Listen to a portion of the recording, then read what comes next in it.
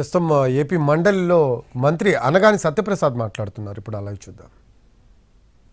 సాక్ష్యాన్ని బూడిద చేశారు అధ్యక్ష. తప్పకుండా ఏదైతే బూడిద చేసినా కూడా మా కూటమి ప్రభుత్వం పటిష్టంగా ఉంది.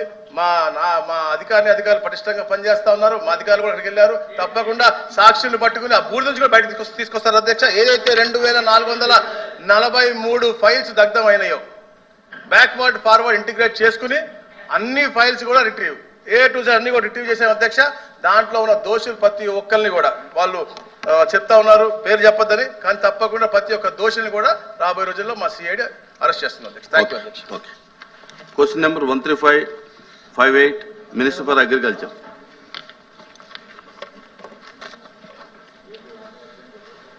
అధ్యక్ష, ఏ ప్రశ్నకు సమాధానం అవునండి. బి ప్రశ్నకు సమాధానం రైతులకు అన్నదాత సుఖీభవ పిఎం కిసాన్ పథకం కింద ఏడాదికి 20,000 రూపాయల ఆర్థిక సహాయం అందించేందుకు ప్రభుత్వం చర్యలు చేపట్టింది. సమిష్టిగా సాగు చేయదగినటువంటి భూమి కలిగి ఉన్నటువంటి భూస్వామి రైతు కుటుంబాలకు సంవత్సరానికి 20,000 ప్రయోజనం అందించబడుతుంది. పిఎం కిసాన్ కింద భారత ప్రభుత్వం 6,000 ప్రయోజనం అందించబడుతుంది. ఆంధ్రప్రదేశ్ ప్రభుత్వం బడ్జెట్ కేటాయింపుల నుంచి రాష్ట్రంలోని భూమి లేని సాగుదారులందరికీ సంవత్సరానికి 20,000 ఆర్థిక సహాయం అందించబడుతుంది.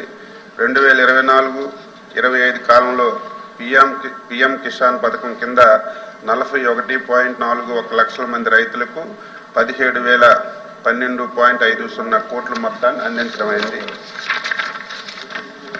సి ప్రశ్నకు సమాధానం వర్తించదండి. డి ప్రశ్నకు సమాధానం మీకు ఇచ్చిన సమాధానంలో టేబుల్లో పెట్టామని చెప్పి సభ్యులకు తెలియజేస్తాం. రాజశేఖర్ గారు. అధ్యక్ష, ఖరీఫ్ అయిపోయింది, రబీ వస్తుంది. రైతాంగం మొత్తం కూడా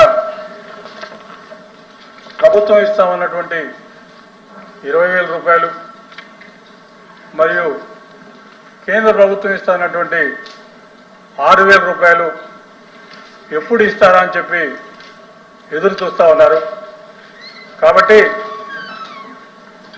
మంత్రి గారు చెప్పినట్టుగా బడ్జెట్లో 4,500 కోట్ల రూపాయలు దీనికోసం పెట్టినామని చెప్పి